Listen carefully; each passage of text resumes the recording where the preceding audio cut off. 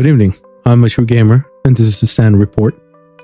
Tonight, HCN Radio reports renewed concerns around Orison as civilian defense force personnel begin mobilizing. Rumors of a new super heavy combat system circulate through Stanton's defense sector. Ship Showdown moves into the next phase, and Crusader's officials investigate how Pico Plush was apparently approved for CDF service. These stories and more, beginning now. Last week, the Sound Report asked what Crusader was preparing for. This week, HCN Radio may have provided the answer. According to a reporting from HCN Radio, Orison is preparing for the possibility of renewed Nine Tails activity with civilian defense personnel beginning to mobilize. The Sound Report has not independently confirmed the timing or scale of any potential operation. Sources within Stanton's defense industry are circulating reports of new class of personal combat system designated the BUL-H4. Description suggests equipment considerably heavier than conventional armor, with weapons normally considered impractical for an individual operator. One source described it as personal armor, another described it as a vehicle with legs.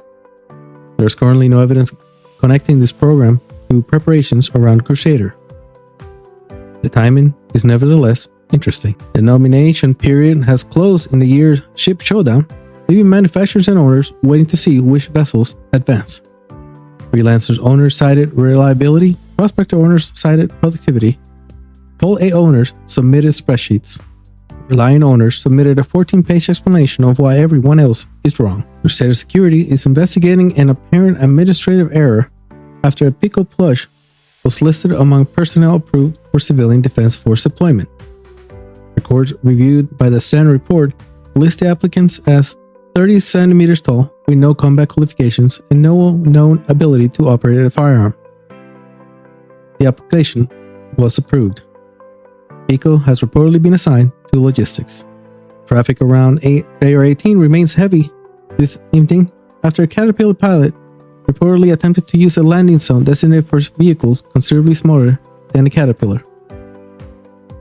Microtech authorities remind visitors that snowstorms are not considered acceptable justification for abandoning spacecraft on active landing pads. And finally, our investigative program, The Deep Burst, continues examining reports across Stanton. Covalex has denied involvement, Orison Dynamics has denied involvement, the Commercial Infrastructure Group has denied existing, which has apparently encouraged them. We end tonight with Orison. There are currently no evacuation orders and no confirmed timetable for hostile activity. But reports of CDF mobilization suggest officials are preparing for more than a routine security operations. Last week we asked that what Crusader was preparing for. Tonight we may have our answer. I am maturegamer, and this has been the Stanton Report. And we close off with our new sponsor, the Texas State Space Navy, which with a quote given to us by them, stating, "Join the Texas Space Navy. There's more to us than steers and queers." All right, you all have a wonderful night. Stay informed, stay safe, and see you on the next time.